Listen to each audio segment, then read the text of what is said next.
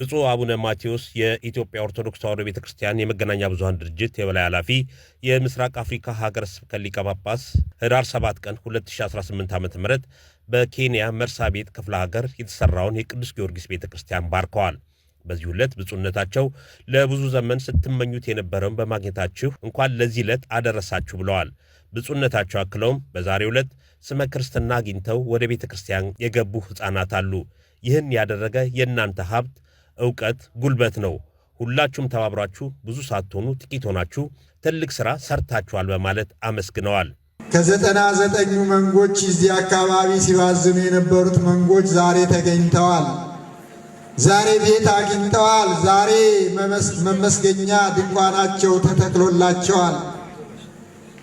ቀላል አይደለም። ዛሬ በዛሬው ዕለት እንኳን ስመ ክርስትና አግኝተው ወደ ቤተ መቅደሱ ገቡ። በዛሬው ዕለት እንኳን ይህንን ያደረገ የእናንተ እጅ ነው፣ የእናንተ ሀብት ነው፣ የእናንተ ዕውቀት ነው። በእውነት ዶክተሩ፣ ኢንጂነሩ፣ ፕሮፌሰሩ፣ ሀብታሙ፣ ድሃው፣ ወይዘሮ፣ ሕፃናቱ ሁላችሁ ተባብራችሁ ብዙ ሳትሆኑ ጥቂት ሆናችሁ ትልቅ ሥራ ሰራችሁ። እግዚአብሔር ሲረዳ ደግሞ ሁሉ ይፈጸማል። ዓመት ባልመላው ውስጥ ትልቅ ቤተ መቅደስ ሰርቶ ማሳየት ለሰው ብቻ አይደለም፣ ለእግዚአብሔርም ማሳያችሁ። ለሰው ብቻ አይደለም፣ ለሰማይቱም ማሳያችሁ። የሰማይቱን ቤተ መቅደስ ሰርታችሁ ሰማይቱን አባታችን ሁን ብላችሁ በዙፋኑ ላይ ያስቀመጣችሁ አባት ይሆናችሁ። በክብረ በዓሉ ላይ ተገኝተው ደስታቸውን የገለጹት ለህንፃ ቤተክርስቲያን ግንባታ ሲያገለግሉ የነበሩ እንደተናገሩት ይህም ቤተክርስቲያን ለመስራት ከናይሮቢ ጀምረው ተሰባስበው ገንዘብ ያዋጡትን እናመሰግናለን ብለዋል። የአካባቢው ነዋሪዎችም ደስታቸውን መቆጣጠር እያቃታቸው ሲቃ እየተናነቃቸው እንደተናገሩት አባቶቻችን በዚህ ቦታ ቤተክርስቲያን እንዲመሰረት ብዙ ተመኝተዋል። አባቶቻችን ጀምረውት ሳያዩት አልፈዋል። እኛ እግዚአብሔር ዕድሜ ሰጥቶን በማየታችን እግዚአብሔር እናመሰግናለን። ይህ ቦታ ገዳም ቢሆን ለእኛም ለአካባቢውም መጸለያ የጽሞና ቦታ ቢሆንልን ሲሉ ጠይቀዋል። እውነቱን ለመናገር ለሁላችን ይህንን ቤተክርስቲያን እውን ሆኖ ዝም ብሎ ምድረ በዳ የነበረው መሬት በዚህ መልኩ ይህን ህንፃ ተሰርቶ ታቦቱ በመንበሩ ላይ ተቀምጦ ዛሬ ለዓመታዊ በዓሉ ለማክበር በመብቃታችን ሁላችንም እግዚአብሔርን እናመሰግን ይገባል። እኛ እዚህ አሁን ከመጣን 50 ዓመታችን ነው።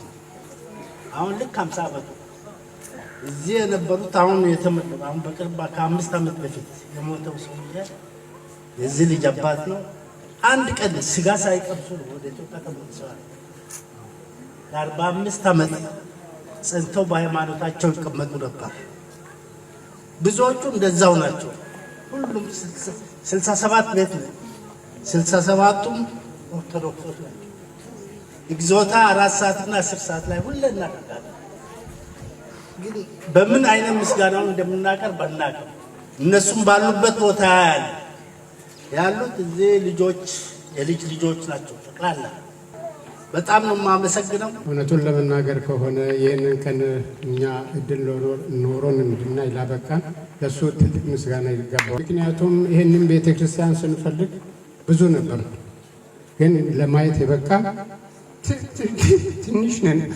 በጣም የሚያሳዝነው አባቶቻችን ይህንን ነገር ጀምረው እንደገና እነሱ አልፈው አሁን ደግሞ እኛ የኋለኞቹ ትናንሾቹ ልጆች ለዚህ ስለበቃን ለፈጣሪያችን ትልቅ ምስጋና እናቀርባለን። በመጨረሻም ብፁዕነታቸው ባስተላለፉ መልእክት አሁን እንደ በፊቱ ሐሳባችሁን ጥላችሁ የምትተኙበት ወቅት አይደለም።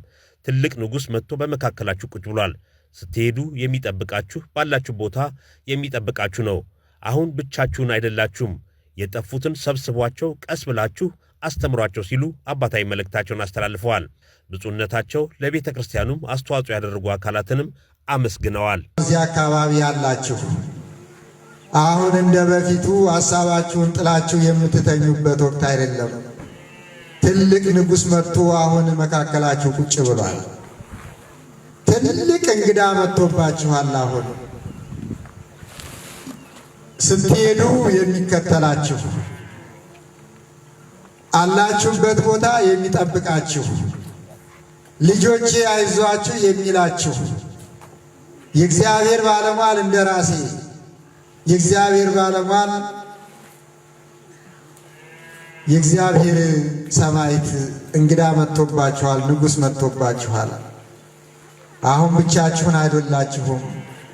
ንጉሥ መካከላችሁ ተቀምጧል። ሰማዕቱ ንጉሡ ጽላት ላይ ደግሞ የንጉሶች ንጉሥ ስሙ ተጽፎበታል። የንጉሶች ንጉሥ ከሰማዕቱ ጋር አለ እና አደራ የሰሩት ቤተ መቅደሱን የሰሩት በጉልበታቸው የደከሙት ሀብታቸውን ያወጡት በእውቀት ሌት ከቀን የታከቱት አደራ ይሏችኋል። ንጉሡን ሰጥተናችኋል፣ ንጉሡን አክብሩት። የጠፉትን አምጧቸው፣ ሰብስቧቸው፣ ቀስ ብላችሁ አስተምሯቸው፣ በሚገባቸው መልክ ንገሯቸው። ይህንን አደራም ለመስጠት ነው።